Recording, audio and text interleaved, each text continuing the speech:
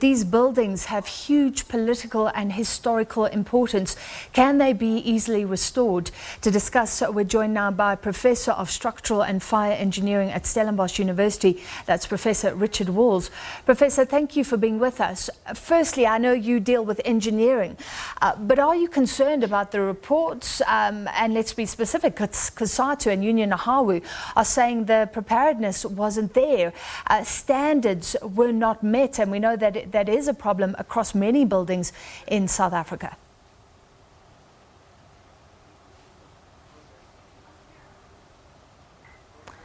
Professor Richard Walls, it's Francis Hurd in studio. Can you hear me? All right, while we wait for the professor, if you've just tuned in, we can update you that a few hours ago it seemed like everything was okay. The firefighters were still on the scene of Parliament, and then smoke was seen billowing from the roof of the National Assembly. Then we saw the flames, suggesting that this is quite an extensive fire. There are those visuals, and Cape Town Fire Services have just updated ABRA, saying that there are now more than 60 firefighters on scene and 10 vehicles, what we would commonly refer to as fire trucks. That is a platform. From that platform, 2 firefighters are spraying down water onto the top of that roof. And of course, we're talking about the questions that have been raised by the fire in the first place. This flare-up due to hot spots, and then fire services saying the wind was blowing as well, igniting those hot spots again. Professor Richard Walls, if you can hear me, I was asking you about the concerns that maybe preparedness was not in place, that maybe things had not been done to prevent the spread of a fire, to stop the ignition of a fire in the first place. Are you concerned by what you're hearing? Good day. There's a number of things, and I think firstly we're going to need the full details to come to light to find out exactly what has happened. However, in terms of fire safety, there's a lot of things that should be in place to prevent large fires from happening. Fires will always start. There may be an electrical fault or the coffee machine burns out, whatever it is, but then detection systems, smoke alarms, fire alarms should be able to detect it relatively early on, within minutes, relay that to a system to inform people that there's a fire there. If the fire grows further, then sprinklers can kick in and start dousing the fire. Authorities are notified and can respond. And then also, if a fire does grow, then one of the most sort of key concepts of fire engineering is compartmentation, that the fire should be kept in a single zone to basically prevent spread. It does appear that the fire has spread through a fair part of the building, and so I think we're going to need quite a lot of information to come to light of exactly what has transpired and how it got from where it started. I know that's still under investigation with someone being arrested, and then how it got to the stage and how it affected the large area that it has. Yeah, and I mean, there had been precedents. There was a fire in March last year, and a report showing that a fire had been caused by an electrical short. Then we saw Cape Town up in flames. UCT was affected. Apparently after that, Parliament did put in a fire room, especially near those artefacts, so that would try and compartmentalize the areas where the library is and those beautiful artifacts of artistic value. How effective are things like that, a fire room, if you call it that? Well, it's got to be part of a holistic solution. I mean, with fire safety, if I'm assuming you're referring to that the museum area is sort of cordoned off or made more separate so fire couldn't spread to it. So hopefully that is the case, that it was protected more. But it's one of many things. We need there to be early warning, and then active protection, passive protection, and the likes. So all of these things help.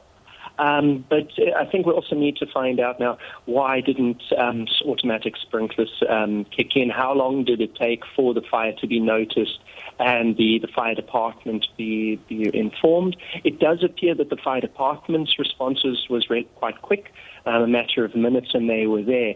But it's an old building. It's a very difficult building to do firefighting, with it sort of being a large complex. And it also appears that spread in older buildings, you often have nooks and crannies and services and voids. And if those haven't been properly fire stopped, it is quite easily for fire to find roof insulation or timber or whatever it is up in these voids, or even cables, IT cables and electrical cables, and then spread to other parts of the building. Yeah. Well, presumably buildings, you're the expert, but presumably new buildings are built to withstand fires to some extent. There are standards in place. But the one that was really gutted yesterday, where it all began, the old building was completed in 1884. So would that building by its very nature just have been so much more vulnerable? Potentially. I mean, we'd have to have a look at the materials. And then especially now how it spreads from one area to another, there hopefully have been systems retrofitted over the years, because as modifications happen to a building, you should bring it up to the most recent standards to make sure it is compliant. So hopefully there has been modifications. Being a heritage building, yes, it would be more difficult, especially with strange shapes, difficult roofs, exposed materials. But also one thing that makes it a lot worse is that the contents are probably, the couches and the seats, there's a lot more synthetics. Even if it's a heritage building, the curtains or the carpets and these items, if they have been replaced over the years, the modern synthetics burn a lot faster. So it probably just means also that the fire spread through the building faster than it would perhaps 100 years ago, depending on what materials have been used and what has been done. But now they're certainly going to have their work cut out for them now, repairing the work, identifying what was there, finding materials, constructing it, identifying the damage and similar factors. Yeah, and a big question I'm getting from what you're saying is, how did it so quickly move from one building to another? There are three big buildings that form part of the parliamentary precinct, and both the old and the new have been affected. So how did that happen is a big question. Correct. That's something that the investigators will hopefully be focusing on and just trying to find out what happened. Normally, it is, as I said, roof voids, services, ducts, penetrations. I mean, sometimes there's even pipes through walls. They will melt if it's a plastic pipe. There should be fire-stopping material to close those up and prevent the fire from spreading. To what extent this has and hasn't been done, we'll find out. There's a lot of questions that remain unanswered, so I can't say exactly what has happened, but in a code-compliant building, you shouldn't have fire spread across large areas of the building. It typically should be kept to the compartment where it has started. Very quickly, Professor, do you agree that this could be very costly to restore these buildings? And then just explain, because you mentioned it, the void underneath the roof, and that's what Cape Town Fire and Rescue Service is saying is on fire right now, the void underneath the roof of the National Assembly. Does that just mean the space below? Correct. Depending on the geometry, I haven't seen a drawing showing the cross-section, but often what happens is you might have the roof sheeting on top, or the tiles, or whatever finish you have, and then the ceiling of the room below. And then there will be a space. Sometimes it's only a couple of millimeters high. Sometimes it can be a meter or 2 meters, almost an entire floor. And so it can form virtually a room, and they get quite hot. So if you have a 0.5 meter wide channel, the fire can spread quite rapidly down it because the hot gases travel through it, and it's extremely difficult to firefight in those spaces. You can't see where the fire is, and it's difficult to stop.